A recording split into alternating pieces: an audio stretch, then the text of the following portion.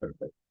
Bueno, entonces les voy a platicar rápidamente en 5 minutitos de qué se trató. Este artículo es del 2021, entonces está un poquito atrasado quizás para los estándares, pero bueno, creo que tiene bastantes cosas relevantes. El artículo se centra mucho en la noción de lo que yo creo que como vigilancia predictiva o predictive policing. La verdad no sé ni siquiera cómo se pronuncia en inglés, porque viene de police, no de policing. Entonces es algo así como, bueno, vigilancia predictiva. Eh, y bueno, ahí como pone varios ejemplos que menciona a lo largo del artículo. Aquí pongo algunos de ellos. Uno muy común es la predicción de la reincidencia de una persona, ¿no? O sea, si alguien cae en un proceso o es sentenciado, ¿no? Entonces se hace algo para predecir, se utiliza un algoritmo para predecir si lo va a hacer otra vez o no, y en base a eso se da la pena. Las libertades sobre la libertad, decisión sobre libertad condicional, más o menos lo mismo, o sobre los montos de fianza, ¿no? Si el proceso lo puede seguir en libertad o bajo fianza, etcétera, dependiendo de si se va a unir, ¿no? Y bueno, hay muchos otros ejemplos. Se menciona también la automatización de multas de tráfico y algo especialmente raro, aunque no entre en detalle, que es los compañeros, algo así como una Alexa para la gente que está en confinamiento en solitario, lo cual está así medio de miedo, pero bueno, no entra en detalle.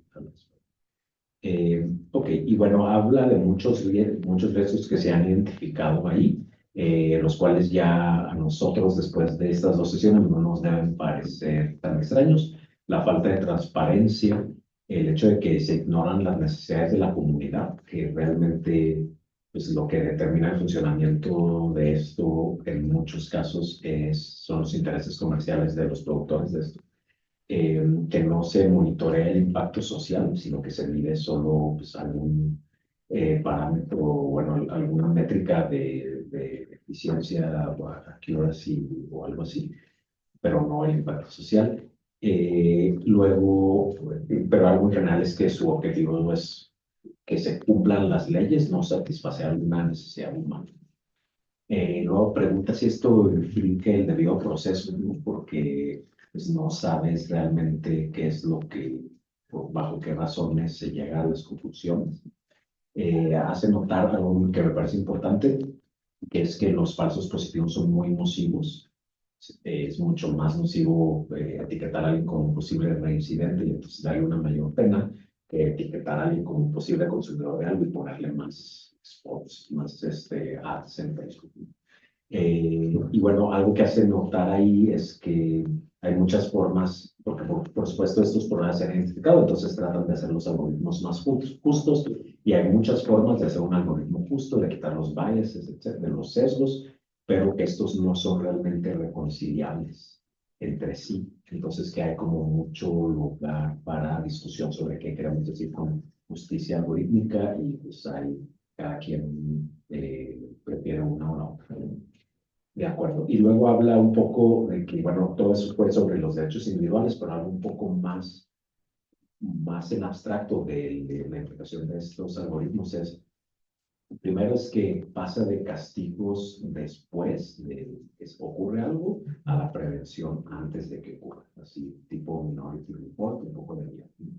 Después, en muchos casos, el inicio del proceso penal se vuelve indeterminado, ¿no? O sea, aquí habla del caso donde menciona mucho un caso en Alemania, bueno, una legislación en Alemania que intentaba como vigilar a posibles sospechosos de terrorismo, ¿no? Entonces se les trata como sospechosos sin que les haya iniciado ninguna formalidad al respecto y no son ni siquiera, no saben que son sospechosos ni cuáles son sus derechos ni más.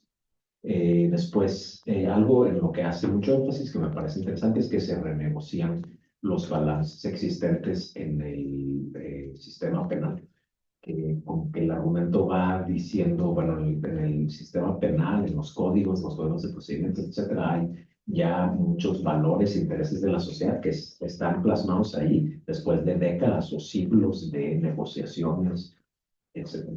Y entonces estos cuates, estas compañías de IA llegan y cambian eso. Llegan y dicen, pues vamos a hacer eso a un lado, va a haber otros valores, tal vez más objetivos, etcétera, pero bueno, otros valores. Esto me parece muy interesante. Después, algo que también dice es que se ignora la evolución de la justicia por la incorporación de outliers. Dice como que, o sea, la existencia de la jurisprudencia se debe a que, o sea, hay cosas que al principio son raras y después se vuelven norma. Por eso que no se codifican en las leyes, sino solo en la jurisprudencia o case law en inglés. Y entonces los algoritmos que ellos tratan de machine learning o de estadística en general, es como que van a ignorar estos casos o van a ser más difícil incorporar estos casos que son raros al principio, raros en el sentido de poco comunes.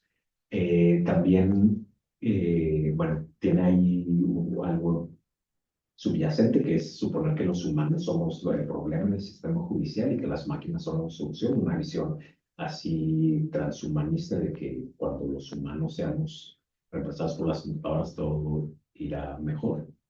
Y bueno, algo que habíamos repetido antes es que le da un aura de objetividad a los sistemas automáticos, ¿no? O sea, la gente, los juzgadores, etcétera, las personas juzgadoras, etcétera, creen eh, pues que es porque la máquina lo dijo, es más objetivo, y de hecho cita estudios donde las personas juzgadoras tratan de alinear sus propios juicios a los de las máquinas, aun cuando ellos tienen la posibilidad de juzgar independientemente, como que dicen, no, si la máquina lo dice, ha de ser por algo.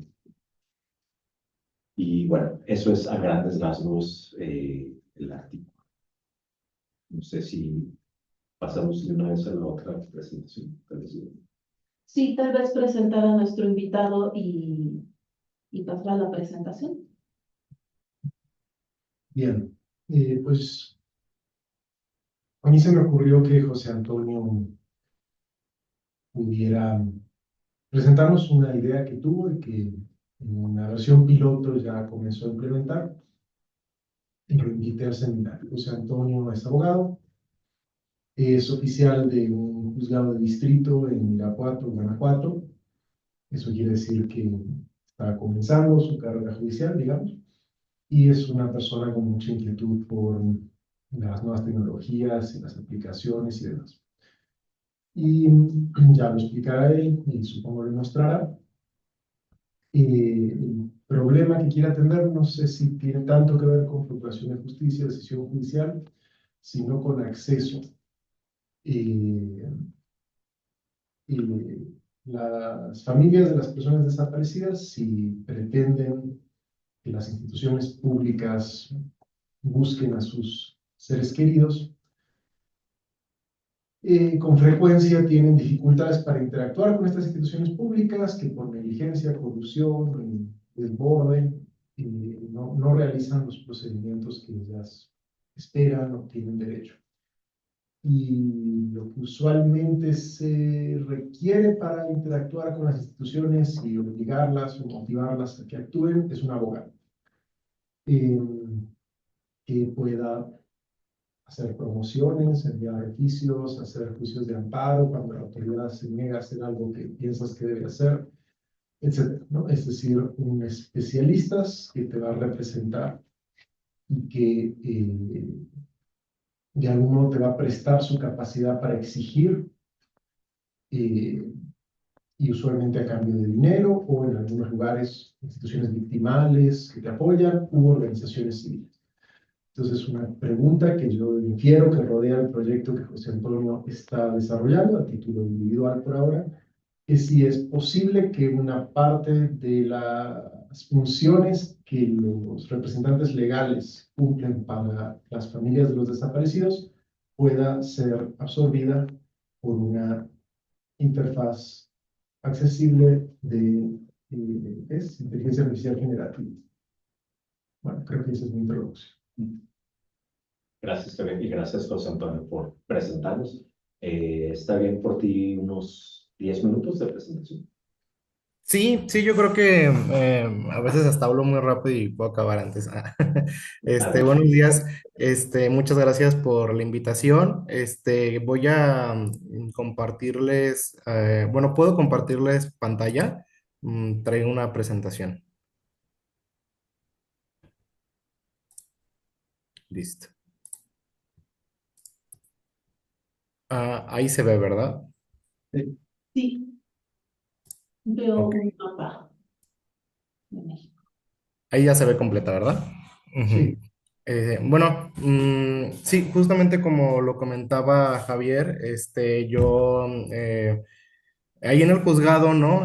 Pues se viven muchas, situaciones legales, obviamente de personas, ¿no? Particularmente en el juzgado en el que trabajo, se atiende mucho los asuntos de desapariciones forzadas. Entonces, a veces uno de los problemas más allá de la desaparición en sí misma es el tener que lidiar por parte de las víctimas con las instituciones del Estado, ¿no? El Estado pues lento, el Estado es ineficiente, a veces no tenemos las leyes más adecuadas para agilizar los procesos de búsqueda, etcétera, etcétera. Y conforme el tiempo ha ido pasando y a su vez se ha ido como acrecentando el problema, pues hemos ido construyendo un cuerpo normativo cada vez más grande, ¿no? Compuesto tanto de normas federales, bueno, generales, estatales,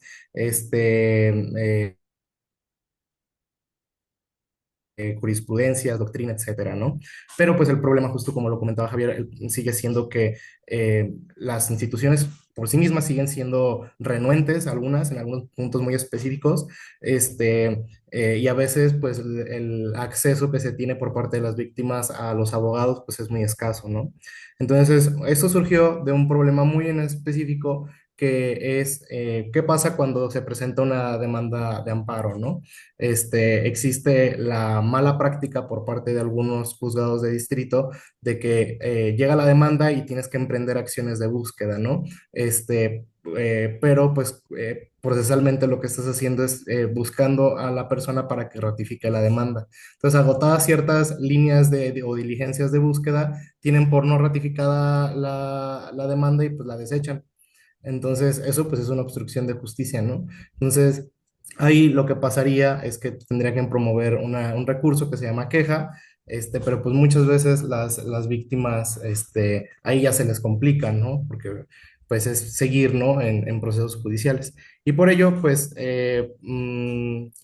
está en desarrollo, ¿no? Este proyecto es un GPT, de chat GPT personalizado, que se llama, de momento, ¿no? IA Buscador, que básicamente es un acompañamiento legal en la búsqueda de personas desaparecidas en México.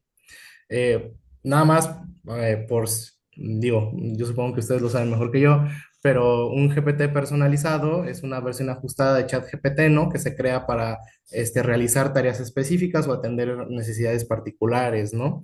¿Qué características tienen estos GPTs? Es que se les da de alguna manera un entrenamiento, por así decirlo. Entonces, en la interfaz de la creación del GPT, ahí se tiene... tú puedes adjuntar como conocimiento, ¿no? Que es la forma en que tú vas delimitando la forma, el tipo de respuestas, que va a dar, ¿no? Y a su vez tú también puedes darle instrucciones específicas sobre cómo debe de comportarse ante el usuario, ¿no? Este, en el caso, pues, concreto, el IA Buscador es un GPT personalizado diseñado para el derecho constitucional mexicano, derechos humanos, y que está especializado en las desapariciones forzadas, ¿no? ¿Por qué es importante? Como les mencionaba al inicio, es que pues, hemos tenido un problema que se ha vuelto una verdadera crisis humanitaria, en el que pues tenemos más de 100,000 personas desaparecidas, prácticamente con un índice de impunidad casi del 100%. Hay un acceso limitado a los recursos jurídicos por parte de las familias, en especial pues en contextos de marginación, y pues también es importante tener una respuesta rápida en situaciones de emergencia legal, ¿no? Donde el tiempo pues es crucial, ¿no? Los primeros horas de búsqueda pues es pues imperativo, ¿no? Hacer algo y a veces pues perder el tiempo pues, en andar buscando un abogado, andar refutando, buscando cómo promover recursos, pues es pues desgastante, ¿no? Entonces, ¿cómo funciona el IA Buscador? Básicamente está diseñado para asistir a a familiares de víctimas, pero también puede colaborar a los defensores de derechos humanos que se dedican a esta área, porque proporciona un soporte legal en redacción de documentos, da orientación procesal y hace un análisis legislativo, pues de las normas que se le comparte como parte de su conocimiento, ¿no? Entonces, funciona mediante la integración de diversas fuentes como la Constitución, la Ley General en materia de desaparición forzada, tratados internacionales, tratados, más bien temas de jurisprudencia. Ahorita el GPT tiene como conocimiento pues todo esto, ¿no? La Constitución, la Ley de Amparo,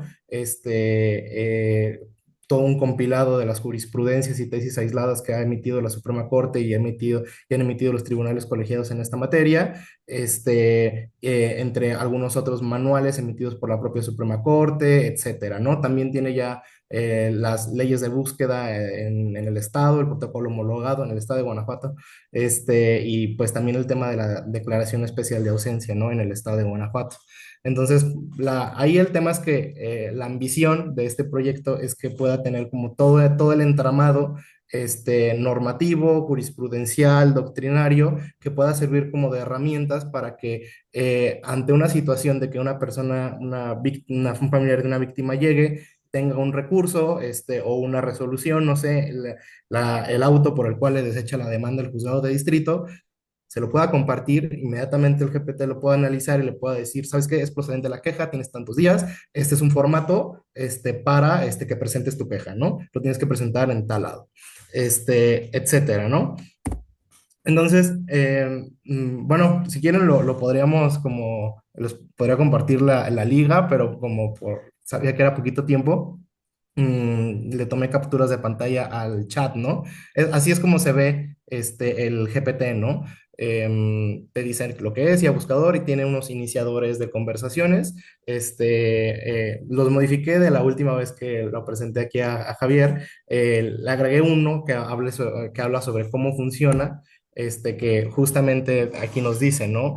Es muy importante, de hecho, incluso si no utilizan esta opción, ya en las instrucciones yo le dije a IA Buscador que su primer párrafo tiene que ser siempre una presentación con el usuario, ¿no? Se tiene que presentar, tiene que decir cómo funciona y la mina tiene que decir que comete errores, porque es inteligencia artificial generativa, que tiene que, pues no fiarse el 100% de esta información y el uso que harán sobre sus datos personales, ¿no?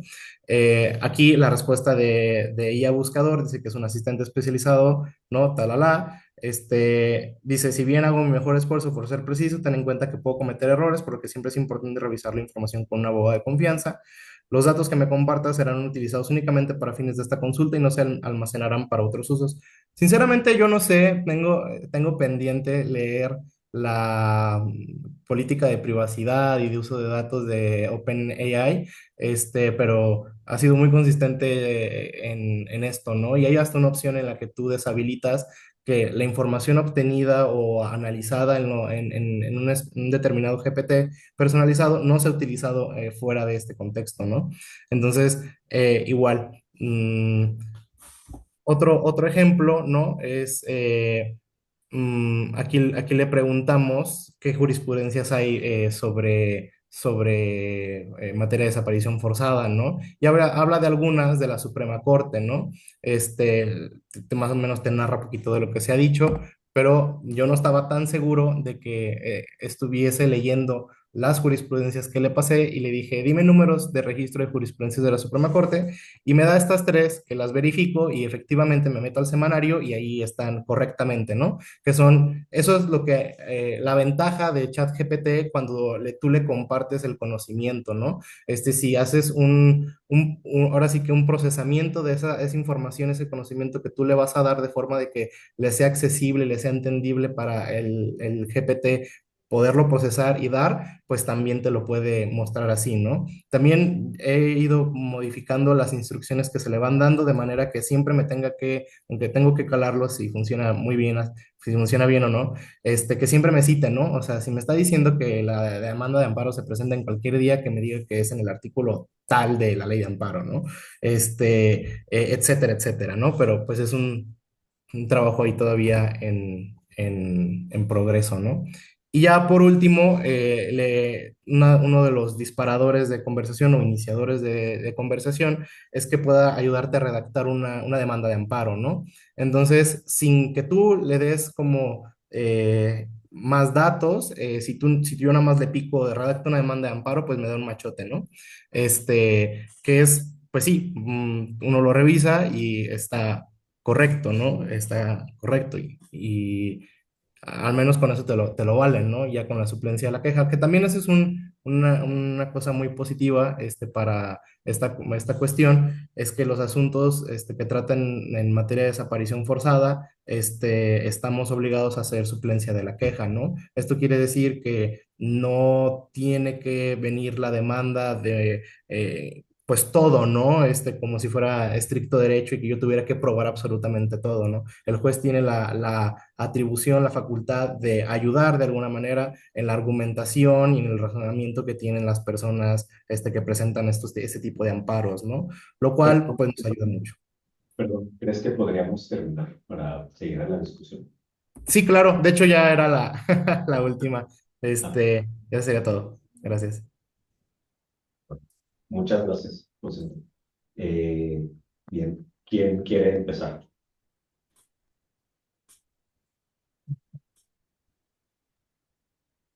Bueno, Hola, Víctor, ay, mejor. sí, perdón. Yo tengo preguntas. Por ejemplo, creí entender que José Antonio, gracias José Antonio por este trabajo, primero, importante, interesante. Mis preguntas son más técnicas. Estoy entendiendo que ustedes reentrenaron de alguna manera el chat GPT, pero ¿fue a través del prompting o codificaron o programaron en Python, en lo que sea? Ah, Es la primera pregunta.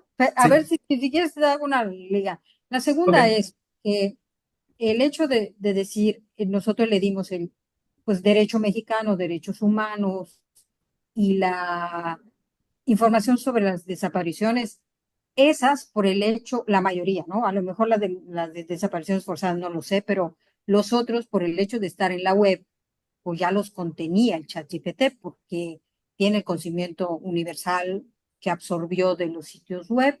Entonces, ¿de qué manera ustedes le dieron más?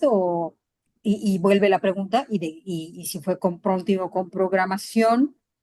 Y luego la tercera es con el uso. El hecho de que una víctima lo pueda usar, pues lo puede usar el perpetrador también para dar una información falsa o para saber qué se está haciendo en su contra.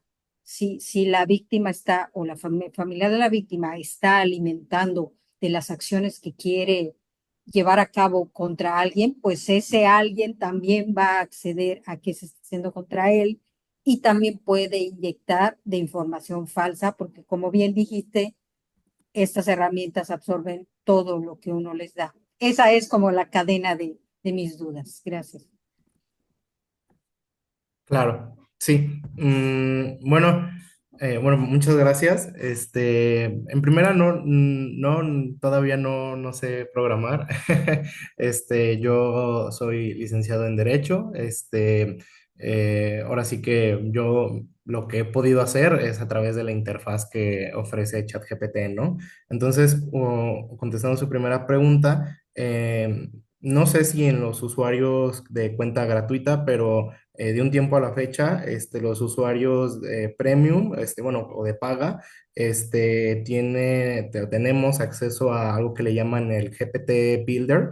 Entonces, esto ha sido como una evolución que ha tenido ChatGPT, bueno, si me permiten. ChatGPT inicialmente, pues, tenía solamente capacidades de darle un prompt, una instrucción, y él da una respuesta, ¿no? A partir de pues, una base de datos muy grande que básicamente era como del tamaño de el Internet, más o menos como para el 2020, ¿no? 2021, una cosa así. Luego ha ido evolucionando y le han ido agregando características, funcionalidades y capacidades, ¿no? Una de estas fue el poderle agregar lo que le llaman los instrucciones personalizadas, ¿no? Entonces, si ustedes quieren que ChatGPT les conteste de alguna manera, con un determinado lenguaje, etcétera, etcétera, tú le puedes redactar esas instrucciones y ya no tienes que ponerlo en el prompt cada vez que tú lo consultas, ¿no? Y el siguiente paso que dieron sobre eso es poder permitir que los usuarios crearan chats personalizados. ¿Por qué es importante crear cuál es la diferencia de crear chats personalizados? Es que como bien usted dice, pues ChatGPT ya tenía ese conocimiento, ¿no? O sea, si hay acceso público a las leyes mexicanas, tenía acceso a esas leyes, ¿no? El problema es que cuando uno utiliza el ChatGPT genérico, de repente, digamos, se aburre ChatGPT y no da respuestas muy acertadas y empieza a dar respuestas muy genéricas. Cuando uno le comparte, y se le comparte a través en la interfaz de GPT Builder, se le comparte imágenes, PDFs, libros, documentos de texto, etcétera, en diferentes formatos, y ese conocimiento lo tiene como de una manera, por decirlo de una manera más accesible, ¿no? Y bueno, ay, perdón, estoy viendo que teníamos un minuto. Y bueno, de acuerdo, en la última pregunta, de acuerdo con ChatGPT, digo, no sé si hay una forma como de hackear a ChatGPT y sacar como el contenido de otros chats, pero de acuerdo con ChatGPT, no es como que guarden o almacenen en su memoria los como contenidos de los GPTs, ¿no? Que lo utilizan para aprender, sí, no sé si haya riesgo de que se filtre. Si yo tengo un chat, que mi contraparte acceda a lo que yo chateo con él. Mm. Gracias por la respuesta. Víctor y después Esther.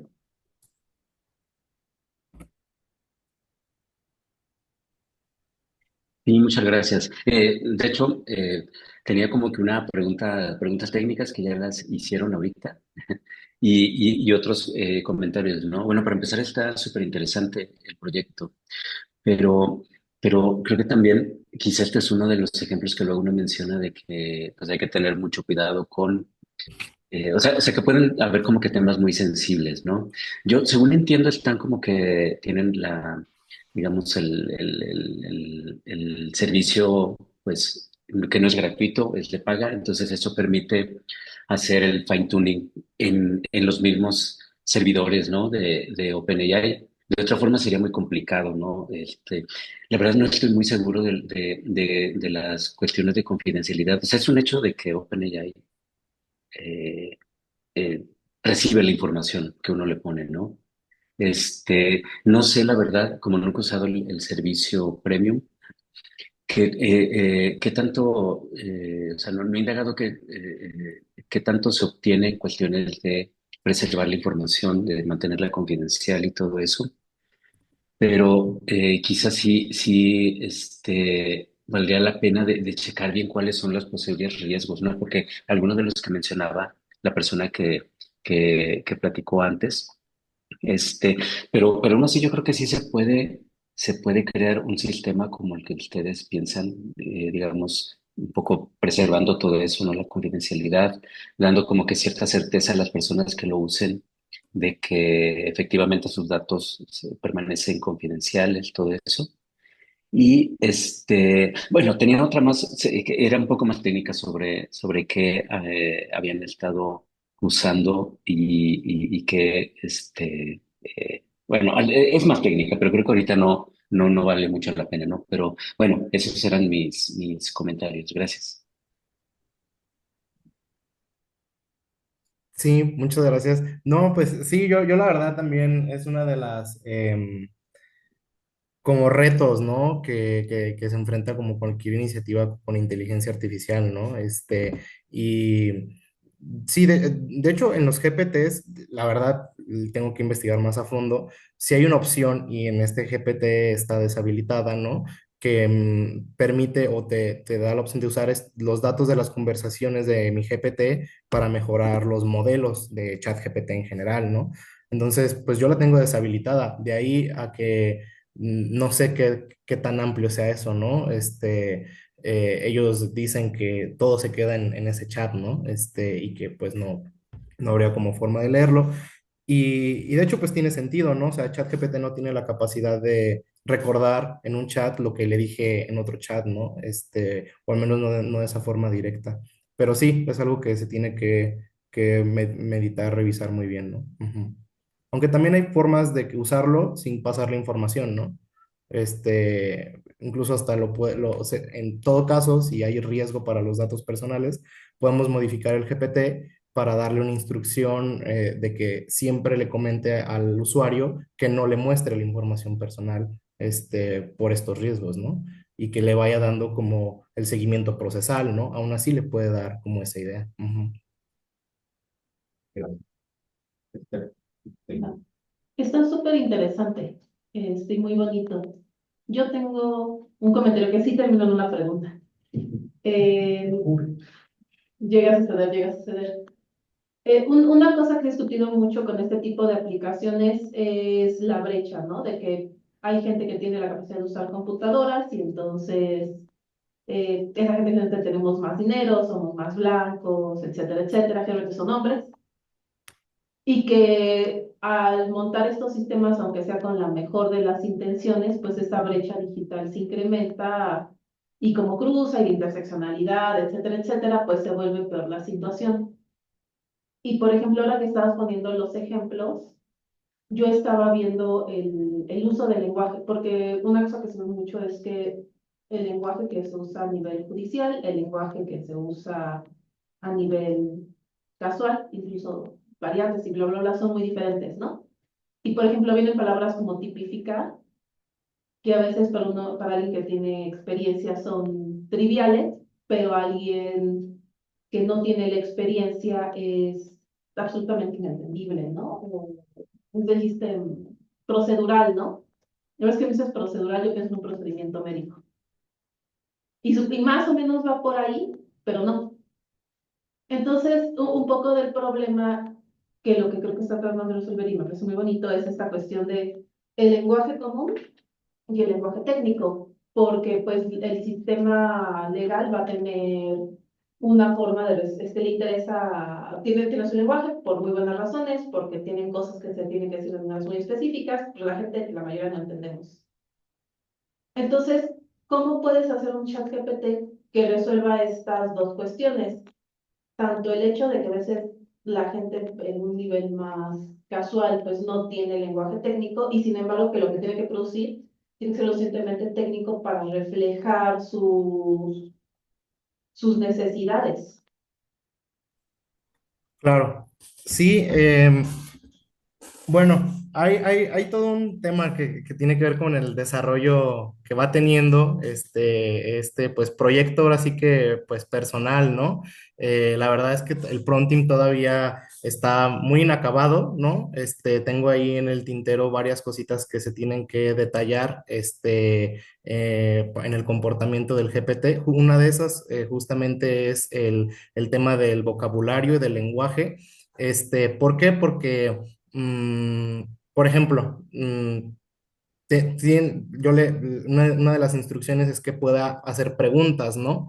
Ah, Para obtener información que pueda, pues ahora sí como un abogado, poder como asentar el caso al caso concreto, ¿no? Y ubicar la situación normativa, ¿no? Eh, pero pues tienes que evitar hacer preguntas revictimizadoras, ¿no? Entonces tienes que hacer un juego. Tienes que hacer un juego, ¿no? Entonces, ahí como, por ejemplo, en ese caso, cómo le hice, o de momento cómo lo estoy haciendo, es decirle a ChatGPT como utiliza los datos y empieza a hacer hipótesis plausibles, ¿no? De acuerdo como con el conocimiento que tú tienes de la norma, ¿no? Eso es como lo primero que se me ocurrió, ¿no? Luego, está este tema del lenguaje. eh, tengo que detallarle mucho más, ¿no? Tengo otro GPT que es la idea era lanzarlo como para estudiantes de derecho, y ese graduaba el nivel de vocabulario, como de básico, intermedio, etcétera, etcétera, ¿no? Entonces, eso también es algo que se va a tener que incorporar y pues muchísimas otras cosas, ¿no? Eh, perdón. Es que hablo demasiado, se me va el tiempo. Perdón, pero sí, sí, sí, es un reto, es un reto. Pero justo el tema es como testearlo, ¿no? Cada Ajá. vez que se le agrega una instrucción nueva, ver cómo preguntarle pues, situaciones relacionadas a eso para ver cómo reacciona, ¿no? Y mejorar. Ujú. Sí, yo, se me ocurre la siguiente comparación. Al final de cuentas, la herramienta, al menos en su estado y expectativa actual, es una especie de ensamblador de textos legales. Que puede incluir instrucciones de cómo presentarlos, llevarlo a esta dirección, ¿no? Es decir, de cómo realizar el procedimiento por el cual el texto de algún modo adquiere vida dentro del Estado, ¿no? Eh, y eso, eh, se me ocurre la comparación con una idea de un sistema de inteligencia artificial que programa, ¿no? Que produce código, porque son un conjunto de instrucciones. Tú presentas un oficio a un juzgado bajo la esperanza de que ese juzgado haga un conjunto de cosas, ¿no? Como que tú estés activando un procedimiento que en última instancia conduzca a la localización de tu familiar, ¿no? Que esa es tu pretensión final. Entonces, y un poco el derecho funciona así, ¿no? Tú le pides a tu abogado que elabore textos legales que presente para que alguien haga algo, alguien registre algo, alguien sea liberado de la cárcel. Es como que son textos orientados a producir conducta humana dentro de las instituciones, ¿no? Entonces, aquí es donde me vienen dos preguntas generales a la cabeza que no necesariamente son para Toño. La primera es, ¿qué es lo que exactamente esperas de un abogado al que contratas para que te ayude con tu familiar desaparecido? ¿Lo que esperas es que elabore documentos y los presente, o lo que esperas es que de algún modo sea tu bisagra con el Estado para que busquen a tu familiar? Y eso incluye mezclarse con el sistema de justicia, ir a las reuniones, ser amenazante, ponerse su corbata para que el fiscal piense que él es un abogado mamón. Es decir, ¿qué es lo que le estás contratando al abogado? No únicamente es que ensamble un texto y lo lleve a la oficialía de partes, ¿no? Y que si el texto de respuesta es no, haga otro texto y lo lleve a la oficialía de partes de las quejas. ¿Estás contratando algo más o no? ¿O es solo un ensamblador de textos? ¿No? Esa es la primera pregunta que yo haría. Y si puedes entender textos y prescindir del abogado, está bueno, no es una crítica al proyecto en sí, ¿no? Es una pregunta más general. Y la segunda pregunta más general es, en última instancia, tu pretensión es que tu familiar sea localizado, ¿no? O al menos es lo que yo entiendo. Puedes tener otras, que haya justicia, que nadie más lo vaya a desaparecer, pero por lo menos tienes esa, que tu hijo aparezca, saber dónde está. Y una cosa es exigirle al Estado, busca a mi hijo, y otra cosa es, entonces, ChatGPT, dime con qué escrito le exijo al Estado que busque a mi hijo. Y otra cosa es la secuencia de pasos que más probablemente va a conducir a encontrar a tu hijo, ¿no? Que sería decirle al Estado, si es que incluye decirle al Estado, haz esto, haz A, B, C, D, ve a tal lugar, entrevista a tal persona, ¿no? Es decir, dime la metodología para alcanzar el resultado final. Bueno, entonces, sí, ya también. La pregunta es, ¿la herramienta podría avanzar un poco en esa dirección? Que yo le cuente cómo es el caso y que lo que me diga no es un texto ensamblado que exija, gobierno busca, ¿cómo? De la forma que estás obligado a buscar, ¿no? Bien, profesional, conforme al protocolo, ¿verdad? Sino que diga, hay que ir a ese lugar, hay que pedir las camas, hay que pedir la sábana, ¿me das la sábana? Ok, la sábana te la organizo, la información de esta manera. Es decir, que haga trabajo de investigación, no solo de exigencia jurídica, ¿no? Lo que esperarías de un analista. Bueno, en fin, se puede evolucionar hacia allí. Entonces también puede ser una herramienta para quien se dedica a buscar desaparecidos desde las instituciones o desde sociedad civil o donde sea. ¿Qué hago? Además de poner un escrito que diga, Estado, busca información, ¿no? Separation of concerns. Hemos tenido esta discusión como 3 veces. Pero también sobre este otro Gracias, José Antonio, por esto. Hay mil cosas para eso. Una es, bueno, más bien respondiendo primero a lo que dijo Javier. Eh, no sé, creo que estoy escéptico de eso, no por su facilidad técnica. eh, Positivistamente hablando, yo creo que llegaremos ahí eventualmente, sino más bien por el problema, ¿cómo decirlo? Como que eso va a ir encaminando, por ejemplo, todas las investigaciones más o menos según las mismas reglas. Eh, de la misma forma que el sistema actual que nos presentó José Antonio escribe, o sea, tú usaste la palabra machote y está bien, se escribe todos los textos más o menos igual, eh, porque bueno, así son los abogados, ¿sí? Ahora yo no soy abogado y tengo muchas críticas a ellos, pero yo pensaría que eh, en el mundo platónico las pequeñas variaciones, las pequeñas desviaciones del machote son importantes, ¿no? Porque un abogado podría decir, ah, no sé, está desde el punto de vista formal, ¿no? Me presentó datos extras que no tenía, entonces hay que poner más atención a esto, no nada más echar a andar la maquinita del procedimiento. Y otro es, pero también desde el punto de vista no tan formal, que es, bueno, esta persona escribe de una forma que me causa tal o cual emoción, y entonces esas emociones van a modificar el funcionamiento del sistema de justicia, emoción o lo que sea que transmite, ¿no? O sea, Amenaza incluso. amenaza, sí, sí. Soy una de un perro, eso. Sí, entonces todas esas cosas como que se diluyen al utilizar machotes, ¿no? Lo cual no digo que esté bien o mal, pero lo mismo va a pasar con las investigaciones, como que se va reduciendo un poco esa capacidad de creatividad para modificar investigaciones o procedimientos jurídicos en otras formas.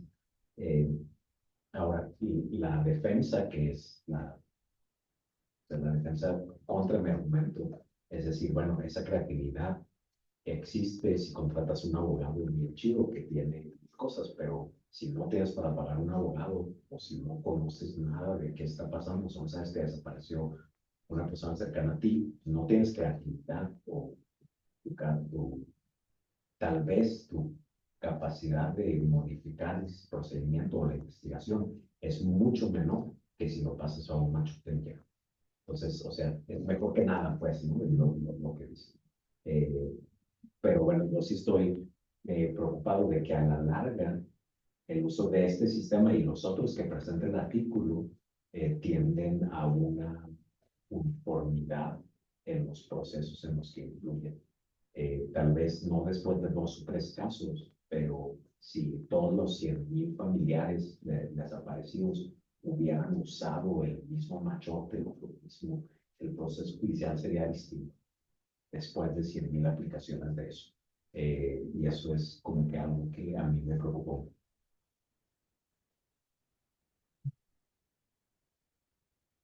Sí. Pues entonces, Ay, perdón, gracias. Sí, yo, bueno, mm, quisiera ubicar un poco como la idea del GPT en tres cositas, ¿no?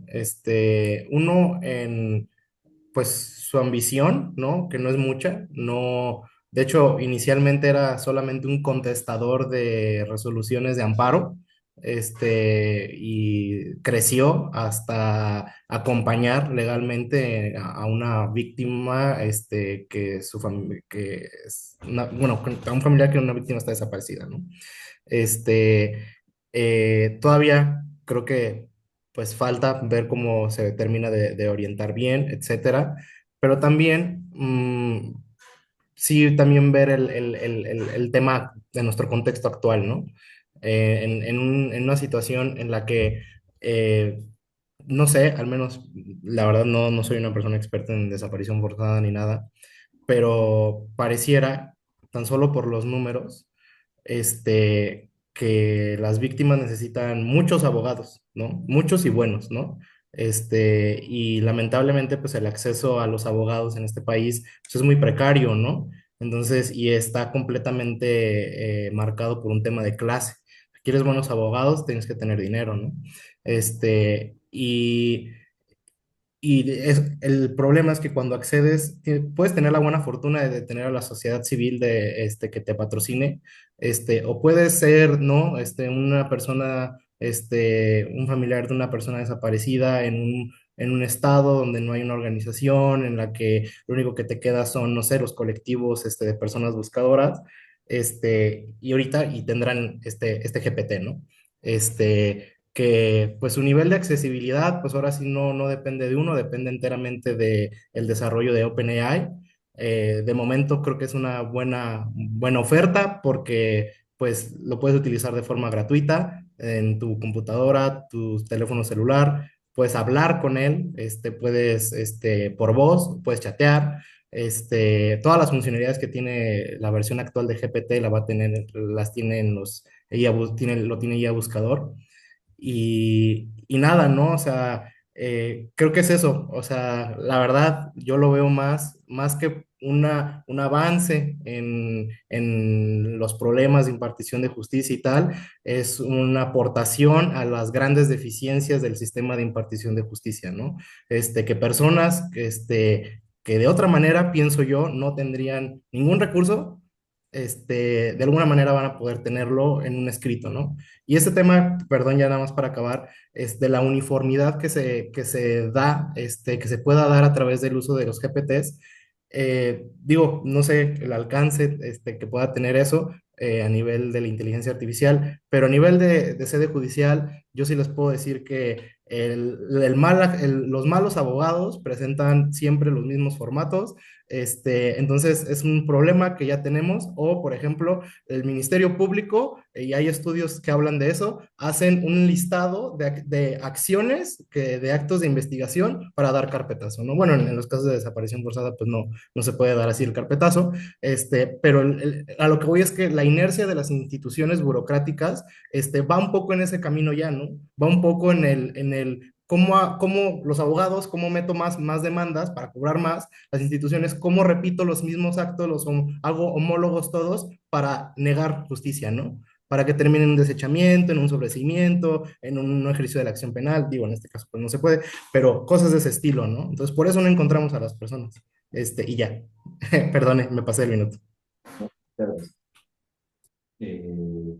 nos quedan 4 minutos. ¿Alguien más quiere dar una palabra para eso? Yo sí, para conectar con el texto. Puedes hablar un poco más fuerte porque creo que no escuchan bien. Sí, a ver, el texto no me llegó a tiempo, tal vez porque yo cometí un error al no aceptar la invitación al grupo. Bueno, me llegó la invitación, por el caso no lo leí, pero de la presentación de Víctor veo que estamos otra vez con el tema de dame que una computadora me diga la probabilidad de que ocurra algo, y de esa probabilidad voy a hacer depender una decisión que puede causarle mucho daño a una persona, ¿no? Entonces, si esta persona tiene una alta probabilidad de darse a la fuga, entonces le voy a negar una, que tenga su proceso penal en libertad, ¿no? La voy a mandar a prisión preventiva.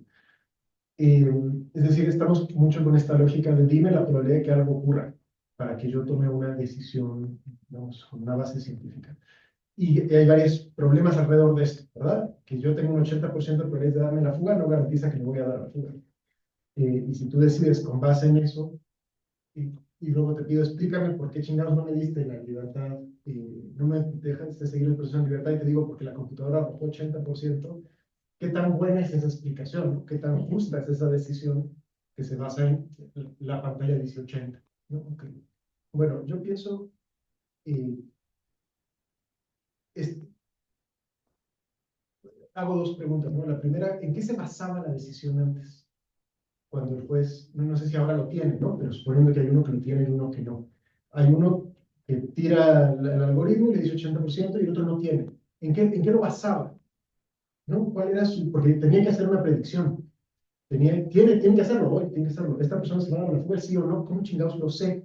Según el hambre y la hora, las horas que después de la última comida, está demostrado. Si estás haciendo una evaluación sobre la conducta futura de una persona y tienes un conjunto de elementos, un conjunto de experiencias, y no tienes una computadora que tira un número, pero de todas formas, ¿cómo chingados estás tomando esa decisión? ¿Y cómo evaluaremos que es justa? ¿No? Y por el otro lado, volviendo al tema de qué es lo que encuentra desaparecidos, ¿no? Si cuál es la intención final. Si la intención final es saber dónde está la persona, entonces ahí un análisis probabilístico de dónde más probablemente está puede orientar una secuencia de acciones de búsqueda, puede orientar una metodología, ¿no? Yo creo que eso lo haga una inteligencia artificial o lo haga un modelo estadístico tradicional. Es muy importante que se haga, porque una cosa es la persona que llega diciendo mi padre tiene Alzheimer y por novena veces salió de la casa y se perdió. Y otra cosa es la persona que te llega diciendo llegaron encapuchados a mi casa a las 3 de la mañana y lo arrastraron hacia afuera, ¿no? Y que tú luego vuelvas a profundizar. Si fue en Naucalpan, entonces usualmente los viejos perdidos en Naucalpan se van por esta ruta. O eran encapuchados con armas largas, entonces tal vez sea Cártel Jalisco, ¿por qué no buscas por esta ruta? ¿No? Es decir, esta cadena de diferencias que una persona experimentada comienza a hacer conforme acumula casos y dice, este se resolvió así, esto es característico de esto. Yo creo que en algún lugar se tiene que hacer, ¿no? No sé si la inteligencia artificial es la que lo tiene que hacer. No sé si tiene que llegar al punto de enlistarnos las acciones sugeridas para buscar a la persona, pero que no tengamos ninguna base empírica para generar la hipótesis de localización de los casos que comienzan con mi papá no está o mi hija no volvió, ¿no? Hace que el nivel de discrecionalidad del funcionario público sea inmenso, porque ¿qué chingados hay que hacer? ¿No? En fin, y termino con esto. Una solicitud de búsqueda, cuando una familia llega y dice, solicito que busques a mi familiar, siempre parte de una base de información incompleta, porque no sabe qué le pasó. Sabe que tendría que haber llegado a la casa y no llegó, ¿no? O sabe que se lo llevaron, pero no sabe a dónde. Y tu estrategia de búsqueda tiene que estar basada en una inferencia sobre la información que falta, dónde podría estar, quiénes son los que se lo llevaron, hacia dónde suelen ir los viejos cuando se extravían, ¿no? Las calles más grandes, no lo sé. Siempre parte de una inferencia de qué es lo más probable. Y hoy esas inferencias se hacen con la víscera, ¿no? Porque no hay más base empírica que donde yo he visto que los viejos terminan, en casos anteriores, donde yo he visto que entierran a los que llevan cárcel. Eso no me parece muy sólido tampoco, ¿no? Y si pudiéramos sistematizar dónde efectivamente terminan los viejos y una computadora, o no, un manual en papel, podría decir, pues más probablemente por las avenidas grandes, por las chicas, le darías una base un poco más sólida al proceso de completar la información para decidir las acciones. Gracias. Bueno, en otra ocasión podemos platicar más de esta parte si quieren que tengamos otra sesión, tal vez al terminar el calendario que tenemos podemos revisar al respecto, porque hay mucho de donde hablar. No sé si quieres decir algo. No, en la comida. Ok, bueno, entonces más bien los Ahí anuncios el debate, parroquiales. yo nada más. Pero, o sea, O sea, Bueno, entonces solo, si se arrepintieron, entonces solo los anuncios parroquiales usuales. Manden